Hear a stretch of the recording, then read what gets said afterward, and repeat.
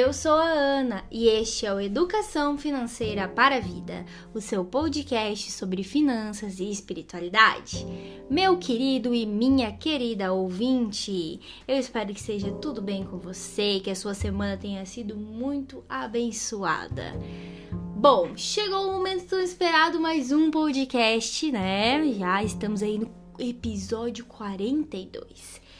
E hoje nós vamos falar de um tema que a gente até já comentou um pouco aqui no podcast.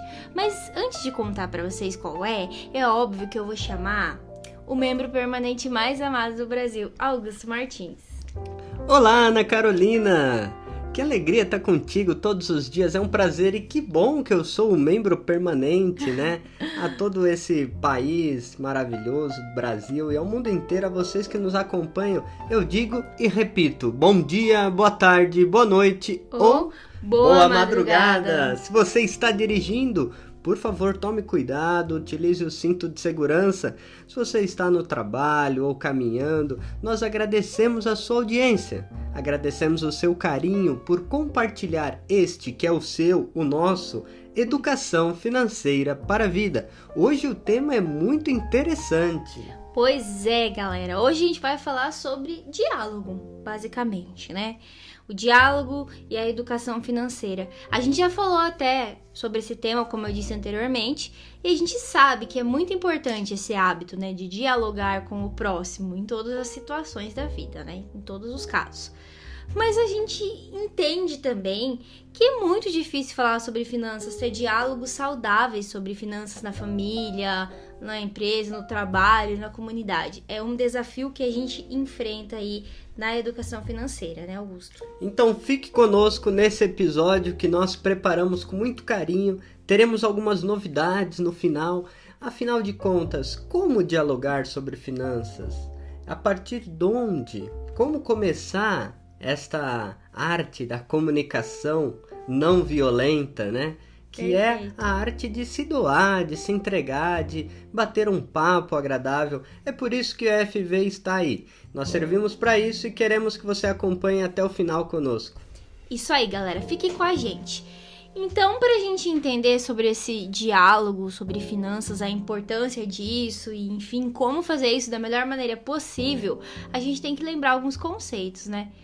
Por exemplo, Augusto, o que são finanças? A gente fala muito de educação financeira, mas o que são finanças? Tá? De acordo com o dicionário Aurélio, adoro o dicionário Aurélio, gente. O termo finanças é a ciência e a profissão do manejo do dinheiro. Então, a pessoa que mexe com o dinheiro, que administra o dinheiro, né? Então, as finanças, elas compreendem justamente a administração do dinheiro ou dos nossos recursos financeiros, certo? E aí, Augusto, eu falei aqui que é finanças, dinheiro, mas muitas vezes as pessoas também não têm claro o que é dinheiro. E a gente gosta de falar sempre, lembrar, repetir para vocês gravarem bem na memória, tá? O dinheiro, gente, ele é um meio, certo? Ele é um meio para que a gente atinja uma finalidade específica. Por exemplo, uma necessidade básica que você tem de se alimentar ou um desejo que você tem. Por exemplo, eu estou desejando um patins novo, muito desejando. Então, o dinheiro é um meio para que a gente alcance esses objetivos, tá? E assim, a definição, né, mais ao pé da letra de dinheiro, a gente tem aqui que é um instrumento usado na forma de moedas ou de notas, que é utilizado para realizar trocas comerciais na sociedade. Então, é um meio através do qual nós estabelecemos trocas sociais, né? Exatamente. A gente adquire bens, serviços e todas as outras coisas das quais a gente precisa de um determinado valor, né, para conseguir, certo? Para algumas pessoas, o dinheiro pode ser sinônimo de coisas positivas, como liberdade, como autonomia, independência e outras coisas. Já para outras, o dinheiro tem alguns significados ruins, né, Augusto? Ou de opressão, de poder. E isso tem tudo a ver com a maneira com que a pessoa se relaciona com o dinheiro e como ela dialoga com o outro. Exatamente. Então nós já trouxemos alguns temas polêmicos aqui sobre a questão do gênero, questão das mulheres, a equidade salarial. Já trouxemos também sobre a violência financeira, né, que existe na sociedade. Então, utilizar esta ferramenta que deve estar a serviço da vida, o dinheiro, que é um meio, a gente quando absolutiza ele e transforma como um instrumento de guerra, de opressão, de domínio e de dependência. Então a gente diz assim, eu tenho que trabalhar para pagar meus boletos, e aí a gente, afinal de contas, o que é o dinheiro? Não tem aquela música, dinheiro, pra que dinheiro?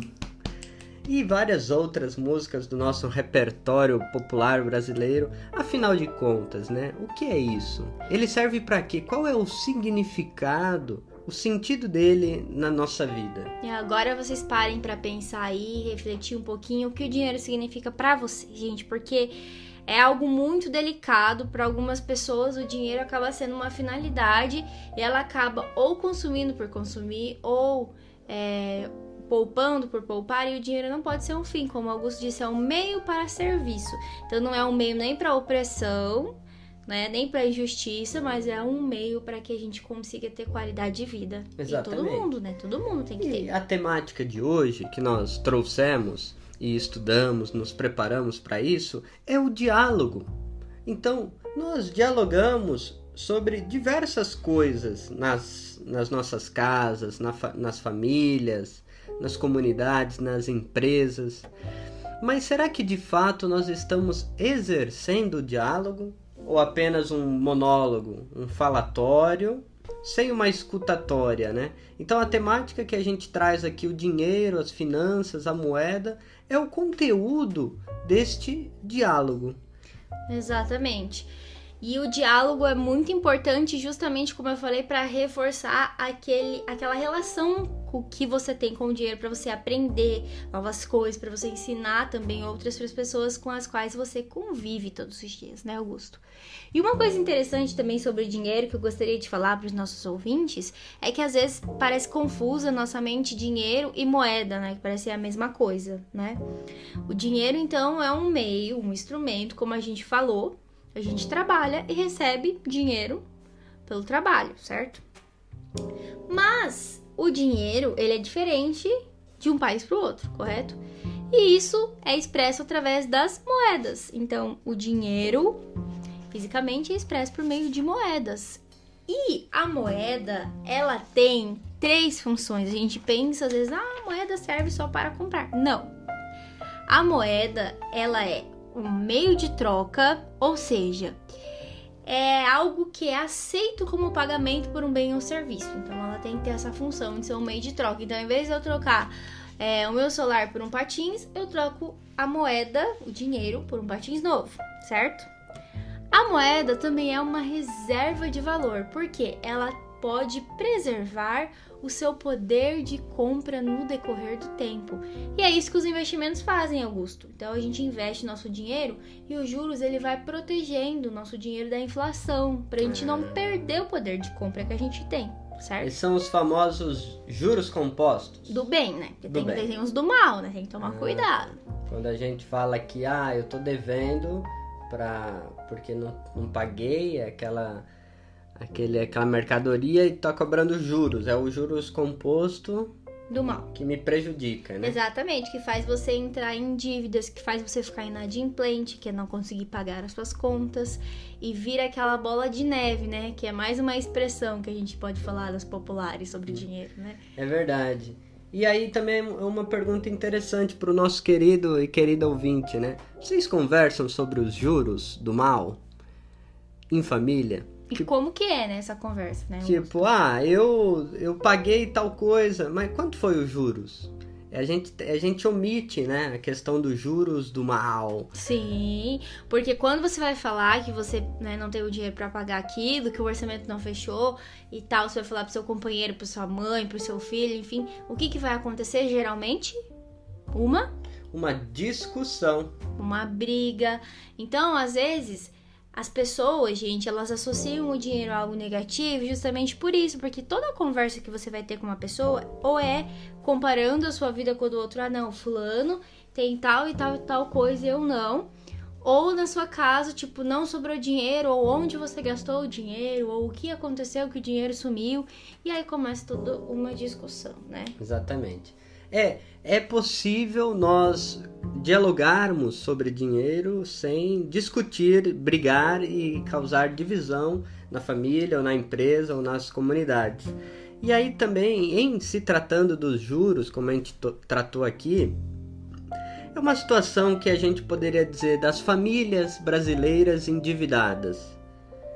A pergunta que nós poderíamos fazer em falando de juros é, tirando juros, quanto que é a minha dívida real? Sim, isso também é uma grande dificuldade que muitas pessoas que têm dívida têm, porque às vezes ela reparcelou várias vezes aquela dívida, ela já perdeu a noção do valor original da conta dela, principalmente se for cartão de crédito, né, que é bem fácil da gente vem tudo junto, né, as contas, às vezes você nem sabe mais do que você comprou, que junto com outras coisas que você comprou deu aquele valor grandão e você não conseguiu pagar, né? E a gente acredita, gente, que uma maneira, uma estratégia de vocês começarem a ter um diálogo bom sobre o dinheiro dentro da casa de vocês ou dos ambientes que vocês frequentam é falar de coisas positivas e envolver. Por exemplo, dentro de uma família, um projeto em comum, um sonho que a família toda tem, por exemplo, fazer uma viagem específica. Quando a família começa a se reunir para falar sobre o dinheiro, olha, a gente vai juntos economizar ou trabalhar mais, cada um vai fazer a sua parte em prol de um objetivo comum, você pode começar por aí. Por aí, quem sabe você não começa a fazer o planejamento já das finanças do mês, começa por algo positivo. Porque, de repente, se você for com algo negativo, não, a gente precisa porque a gente tá com dívida e tal, já vai gerar no outro aquela coisa de rejeição, sabe? Então, o diálogo em casa é muito importante e sempre pensar na perspectiva positiva, como qualquer outro tema polêmico que as famílias têm dificuldade de falar, né? Sexualidade, por exemplo, enfim. São temas que são um pouco complicados, às vezes, para os pais conversarem com os filhos, enfim. Eu acho que você enfatizar algo positivo e ter algo em comum na família ou na comunidade onde você estiver falando ajuda a virar essa chavinha, entendeu? A mudar essa relação e também um diálogo construtivo, positivo, ao invés de ser só um diálogo de comparação ou um diálogo de que o dinheiro é negativo porque ele só me traz problemas. Então, se você está endividado, calma. Não se desespere. Vamos dialogue com sua família, com seus amigos, porque no diálogo, na troca, as soluções vão surgindo. Exatamente, gente. Se vocês tiverem muita dificuldade e não sabem por onde começar, sempre procurar um profissional que pode te ajudar a solucionar o seu problema, que tem vários no mercado excelentes e vão poder te ajudar a saber por onde começar, né? Mas enfim, o que a gente quer dizer para vocês aqui é que falar sobre dinheiro de uma maneira diálogo, né, não discussão, é muito importante para nossa vida. Existe um ditado popular que diz: política, religião e futebol não se discute. Será, né, Augusto? Mas existe uma maneira diferente. Existe diferença entre discutir e dialogar, né, Ana? É verdade, porque hoje, por exemplo, tá uma discussão do jogo do Flamengo, do Inter, que foi um cartão vermelho errado aí, e tá aí a discussão, porque o pessoal tá brigando bastante, não tá tendo diálogo. E aí a gente, em se tratando de política, de religião, de futebol, o pessoal confunde, fruto da animosidade, a flor da pele, né? Os sentidos ficam assim aguçados. Então a gente leva tudo pro pessoal, briga, transforma tudo numa guerra, numa disputa de vencedores e perdedores. Numa disputa onde, olha, se você gosta do branco, você só pode gostar do branco e eu do preto, e a gente nunca vai conviver harmonicamente.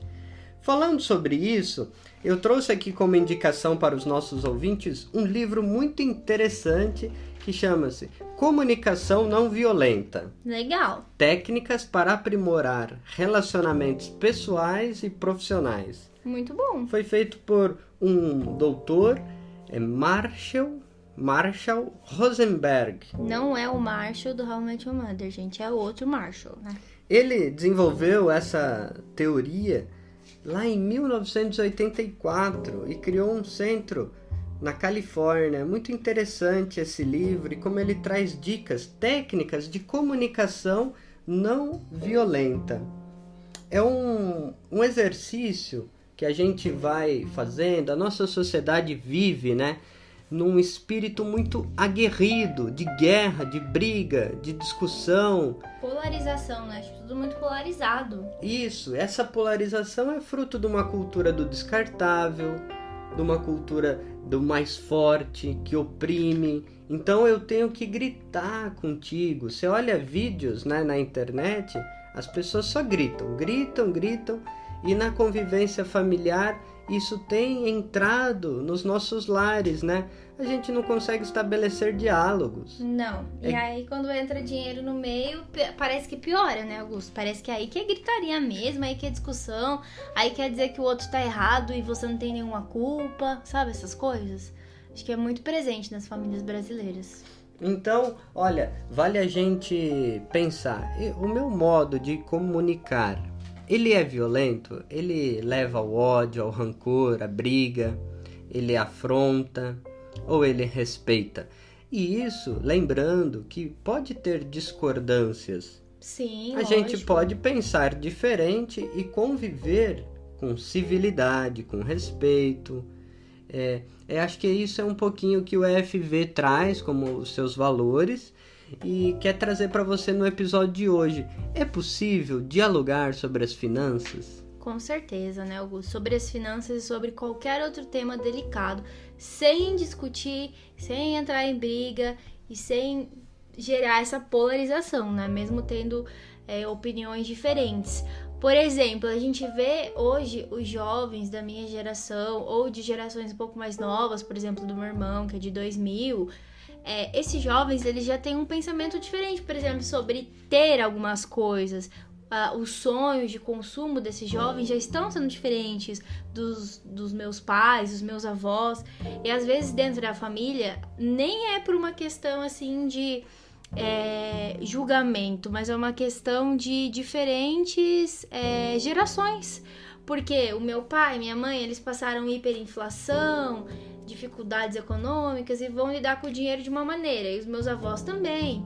E os jovens de hoje de outra. E às vezes dá esse conflito, né? Exatamente. Por isso que o diálogo é importante, para conseguir um falar do seu ponto de vista, o outro do outro, sem gerar briga, que é o mais, assim, comum. O diálogo intergeracional, né? Entre as gerações, ele é de necessidade vital para uma sociedade sadia, né? Para uma família sadia. O diálogo entre as gerações.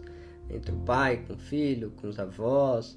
E um exemplo dessa forma de diálogo, nós trazemos aqui para os nossos ouvintes, foi algo que nós fizemos em setembro do ano passado. Verdade, gente. Foi um bate-papo sobre a economia, o título era Juventudes em Diálogo, as religiões diante das economias no canal Resistentes.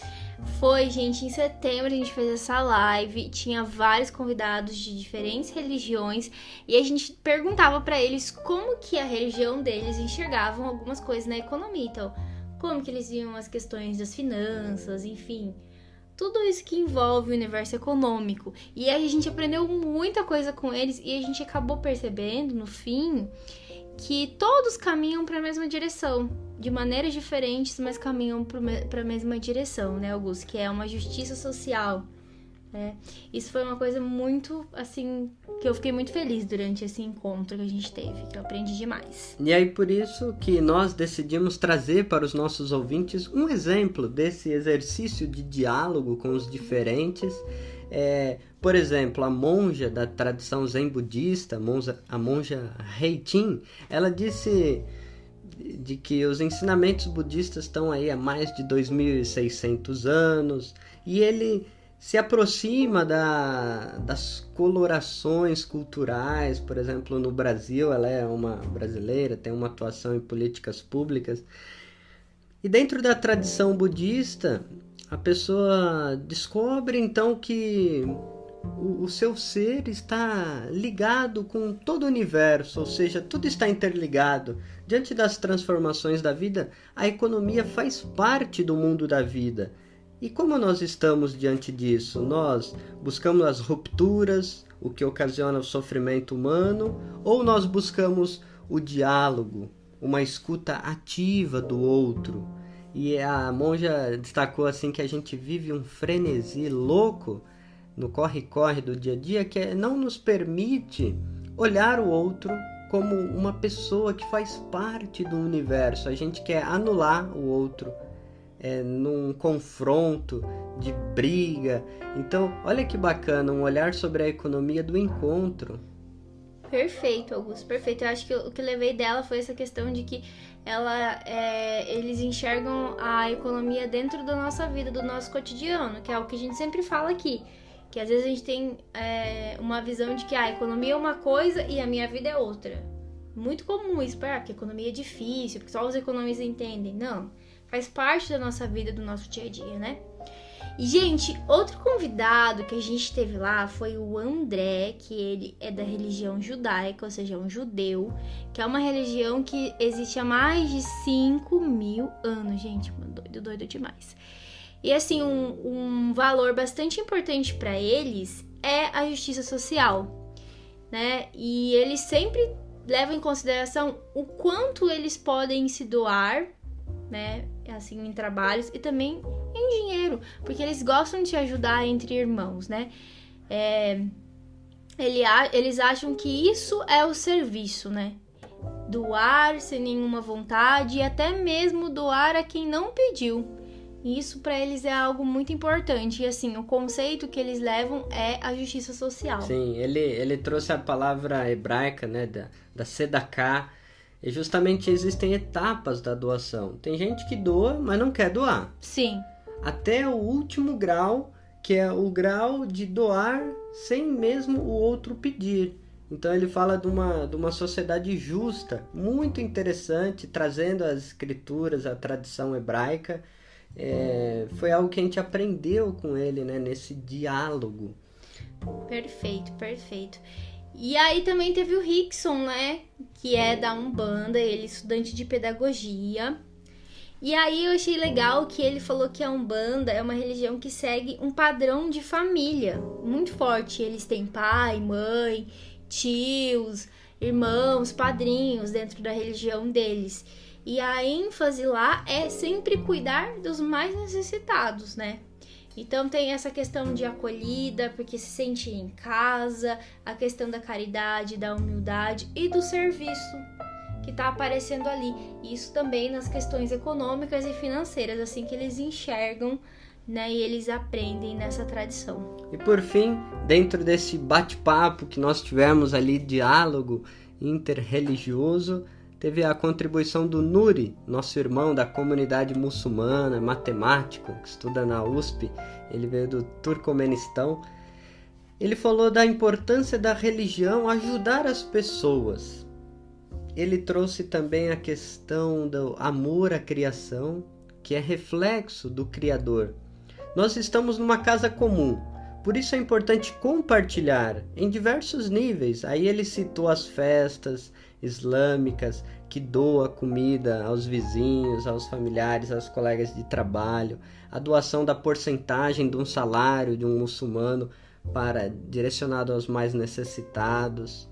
Muito legal isso. Então é bacana como as diversas tradições religiosas olham a economia, o diálogo com as finanças a serviço da vida. É o ponto comum de todas elas, né? Isso que é o que eu achei mais legal. E o tanto que eu aprendi nesse dia, gente, eu amei. Quero, inclusive, que a gente faça mais vezes, né, Augusto? Vamos fazer mais, né? E, por fim, gente, é claro, né? E a espiritualidade? Diálogo e espiritualidade, Augusto, o que a gente pode aprender com isso aí? Que gancho que você vai trazer hoje para nós? Não poderia deixar de lado aquele clima que nós estamos vivendo aqui no Brasil, que é a campanha da fraternidade. Sim, gente, é verdade. Nós já estamos na quaresma e nós temos a campanha da fraternidade, que começa na quarta-feira de cinzas, né? Ela existe, Ana, desde 1961, foi iniciada lá no Rio Grande do Norte pelo Dom Eugênio Sales, um bispo muito bacana que assim foi revolucionário na sua atuação no Brasil como expressão de uma caridade, da solidariedade em favor da dignidade humana. As campanhas da fraternidade foram se espalhando então no Brasil inteiro e desde 1964 oficialmente o Brasil inteiro celebra no período da quaresma as campanhas da fraternidade. Então essa campanha, Augusto, é só da igreja no Brasil, né?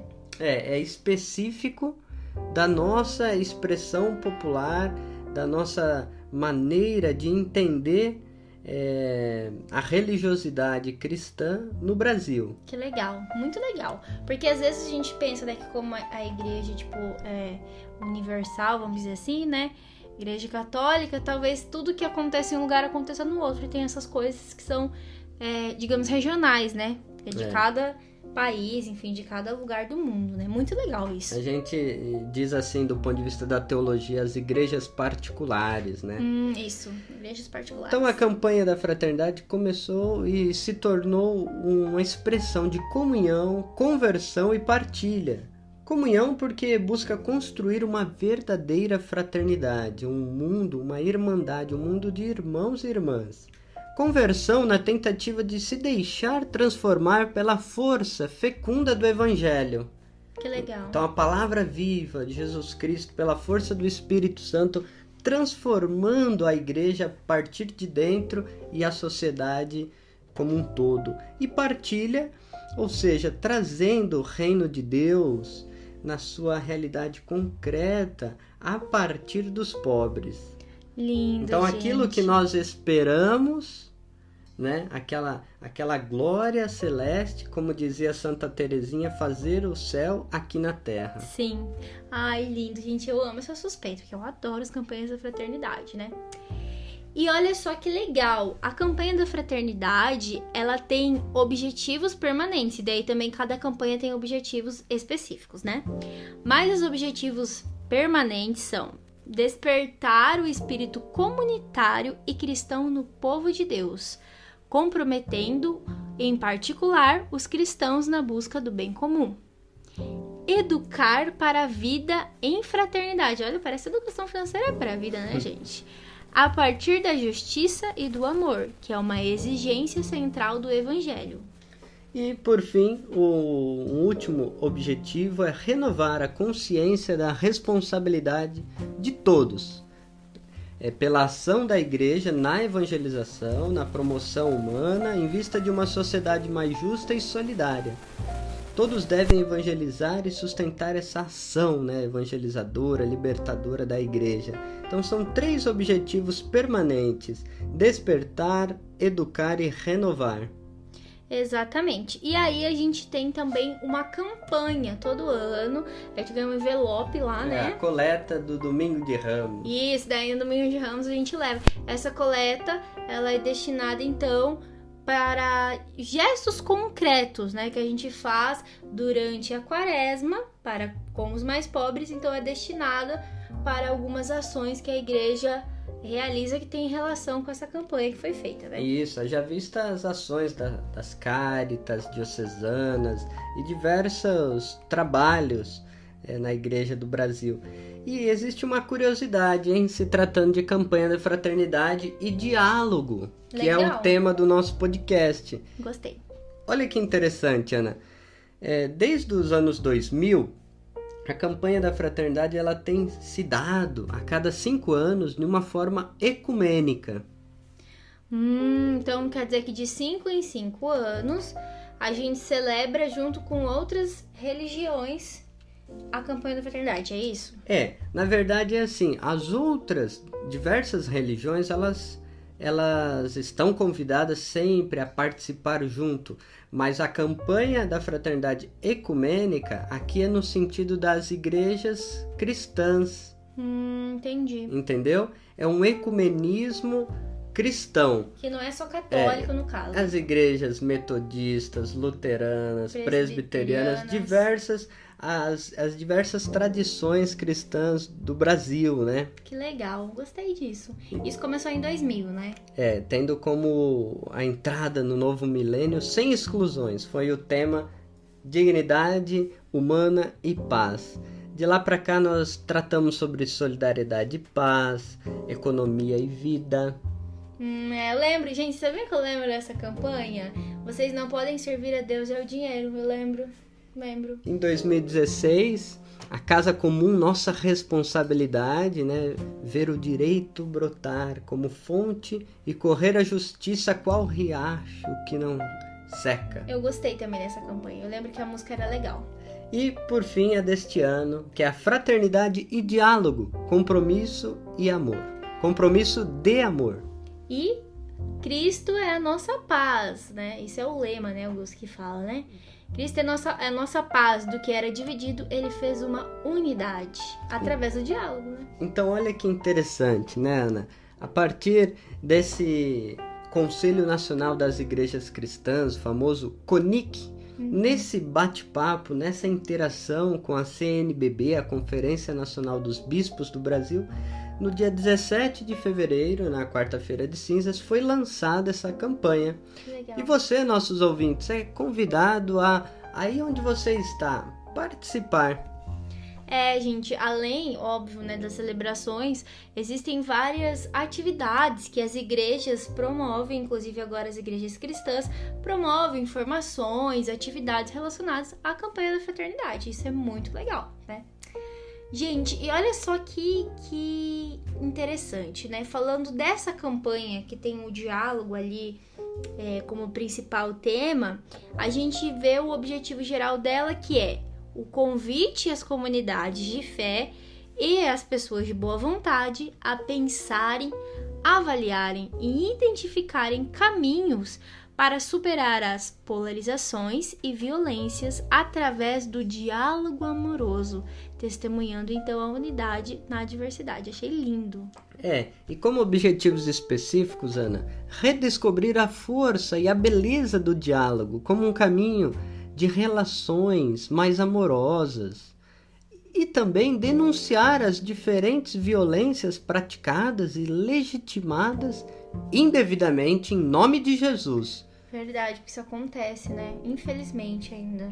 E por fim, comprometer-se com as causas que defendem a casa comum, denunciando a instrumentalização da fé em Jesus Cristo, que legitima a exploração e a destruição socioambiental. Esses objetivos específicos me faz lembrar o seguinte: quem na nossa família, né, quem de nós não tem um membro que é de uma igreja evangélica, que é de outra denominação cristã, né, que fala, eu sou evangélico. Como é bom dialogar, bater papo sobre Jesus Cristo, sobre os evangelhos, sobre a atuação pastoral. Eu lembro que eu trabalhei na Santa Casa de Santo André, Ana. Sim. E aí o pastor, a gente conversava bastante, que a gente ia no mesmo horário trabalhar nas UTI e visitar os enfermos, e ele sempre brincava comigo assim, olha, aqui a gente é tudo irmão e o que importa é o povo com saúde, e a gente rezava, não importa quem era católico, evangélico, a gente rezava com todos. Que lindo. Juntos, como irmãos, e iam atuações pastorais, cuidado com os mais necessitados, caridade em comum. É igual o Ali, né? Vocês lembram do Ali que a gente trouxe aqui no episódio do Natal? Também, né? Vocês sempre trabalharam juntos e também rezaram juntos, apesar de serem de religiões diferentes. É o mesmo objetivo, isso que é maravilhoso. E esta campanha traz justamente isso. Olha, gente, tem muita gente falando em nome de Jesus, instrumentalizando a fé para explorar o outro. Ou para gerar violência, que é o pior ainda, né? Violência, e justifica essa violência com uma fé, né? Então isso é algo totalmente, assim, eu não consigo nem denominar, gente, porque não entra na minha cabeça, né? E aí a gente sempre tem que se questionar. Eu acho que essa campanha faz muito isso, fez comigo também quando eu tava estudando e lendo sobre ela. Será que a nossa prática hoje, o que a gente faz no dia a dia, ela promove um diálogo com os próximos, né?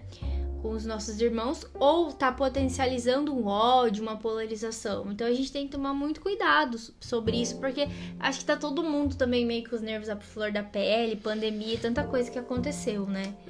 E se potencializa o ódio por questões simples, né? Sim. É uma mensagem que você manda no WhatsApp, é uma mensagem no Facebook, no Instagram, é um desejo, né? Uma manifestação de ódio nas redes sociais. Existem várias formas, entre aspas, sutis, de disseminar o ódio, a intolerância, a opressão, as fake news, as mentiras. Sim. E a gente tem que tomar muito cuidado com isso. Eu acho que a gente tem que entender que o diálogo, ele não pode, ser reduzido a algo, não, então vamos dialogar numa boa pra negociar, vantagens, poderes. Não é isso. O diálogo é para gerar o bem comum. É uma construção coletiva, não exclusiva, entendeu? Eu não posso excluir o próximo. Isso também é algo que também pode acontecer, um diálogo mascarado, entendeu? Não é uma discussão, mas é um diálogo, que tá gerando ali uma polarização, entendeu? É a famosa Pax Romana, né? É, isso mesmo. Você dá pão e circo, a diversão finge que há um diálogo, uma participação, mas há uma exploração, na verdade, né? E a gente vai deixar na descrição desse podcast a mensagem do Papa Francisco para os cristãos do Brasil, todos aqueles que fazem parte desta campanha bonita. Então a gente vai deixar, o Papa retoma a importância do diálogo e ele faz menção, né, aos profissionais da saúde, às pessoas que trabalham incansavelmente pelo bem comum, né?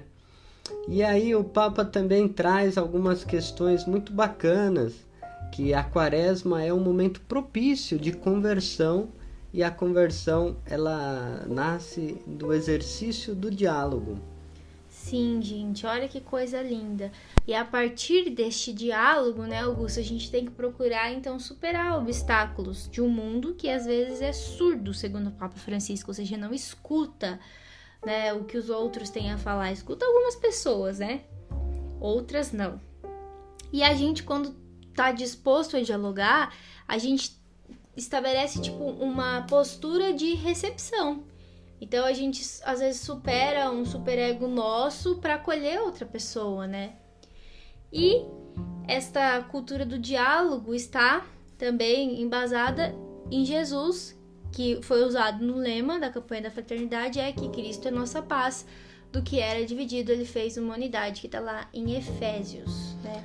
Então esse é o verdadeiro compromisso de amor, ou seja, colocar-se na escutatória, como dizia o Rubem Alves. Isso. Nesse exercício de se inclinar ao outro, pelo outro, olhando a sua história, vendo o porquê das suas convicções, a prática de um diálogo real, verdadeiro, né?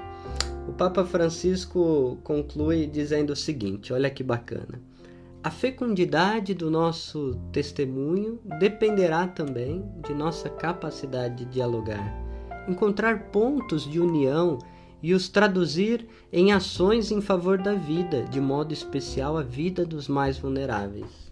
Então ele deseja para todos nós aqui do Brasil a graça de uma frutuosa campanha da fraternidade ecumênica, e ele envia abraços a todos, uma bênção especial, pedindo para que nunca deixem de rezar para ele, né? Olha que bacana. Então, gente, a gente trouxe essa temática para vocês para destacar, olha como que é bacana o diálogo, né? Na carta, o Papa Francisco faz menção várias vezes a uma encíclica que ele escreveu, que é a Fratelli Tutti. E aí, nós já falamos sobre essas temáticas, mas na Fratelli Tutti, ela nasceu do diálogo. Olha que legal. Ela nasceu, olha que bacana, né? E ele diz: antes. São Francisco de Assis não impunha doutrinas a ninguém, não fazia uma guerra dialética, mas comunicava o amor de Deus. Então essa convicção de que Deus é amor e quem permanece no amor permanece em Deus. O sonho de uma fraternidade, de uma sociedade mais justa. Num mundo de guerras, de divisões, Francisco estabeleceu pontes e construiu a unidade. E aí o Papa Francisco revela que a Laudato Si nasceu do encontro com o patriarca Bartolomeu, e a Fratelli Tutti nasce do diálogo, que não era um mero formalismo diplomático, politicamente correto, com o imã, lá no encontro que ele teve em Abu Dhabi. Olha que interessante, uma encíclica que nasce do diálogo, em diálogo. Muito bonito, gente. Perfeito. Essa foi a mensagem que a gente quis deixar para vocês hoje no FV. Então, dialoguem sempre com muito carinho, com muito amor. E escutem as pessoas que estão contigo ao seu redor. Isso é um grande exercício de amor, né? Escutar. E é isso, gente. E um beijo especial da semana para quem vai? Vai para o povo de Sarandi, no Paraná, aqui no nosso estado, especialmente para o nosso ouvinte, Josimar. E toda a sua família. Um grande beijo para vocês, obrigado por estarem sempre nos escutando, gente. E é isso, as fontes, o que a gente usou vai estar na descrição deste episódio. Compartilhem, enviem para os seus amigos, entrem no nosso site, leiam o nosso blog, comentem, compartilhem. Mandem mensagens pra gente, nós estamos com saudade das mensagens de vocês, viu? Então, um beijo grande e lembre-se sempre: educação financeira é educação para a vida.